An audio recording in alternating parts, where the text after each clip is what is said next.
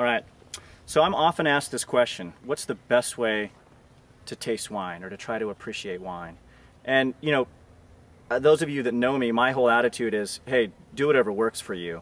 But having gone through Davis, having had, over 19 years of winemaking experience, there is a way that's better than others. So I think I'd like to share that with you today. Wine is best enjoyed three different ways. First and foremost is always visually. It's the appearance of the wine. Second is olfactory. It's the aromatics of the wine. And third, and a very distant third, is actually the taste. So when you first look at a wine, it's great to swirl it around. Try not to spill it all over yourself and look like a real rookie, but you want to swirl it around. Sometimes if you have a table, you can swirl it on the table. I still spill every once in a while. Don't worry about it. Appreciate the color. It's often you see people tipping it towards the edge. If you tip it towards the edge like this, you can get, and you hold it over something a little lighter than the wine, you can get an idea of what the wine's color is at this very rim. That gives you an idea of the age of the wine, or sometimes the varietal of the wine. And I will tell you guys this, that people may not believe this, but great sommeliers, those that can, name a wine blind, after just a taste or a smell, they're learning most of their wine, or most about that wine, just from this visual. They can tell variety, region, and vintage, all by just looking at the color. It's pretty amazing. So your next clue, when you're diving past the color, this is a very young wine. It's very dark, so it's pretty obvious this is quite young. So your the next place you go is to the aromatics.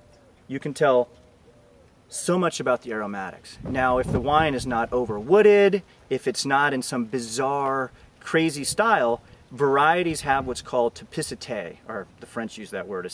It basically means they tend to taste in a certain style. Syrah tends to have a profile of pepper, jamminess, black cherry is the word I was looking for there. So Cabernets can be earthier, pepperier, bell peppery.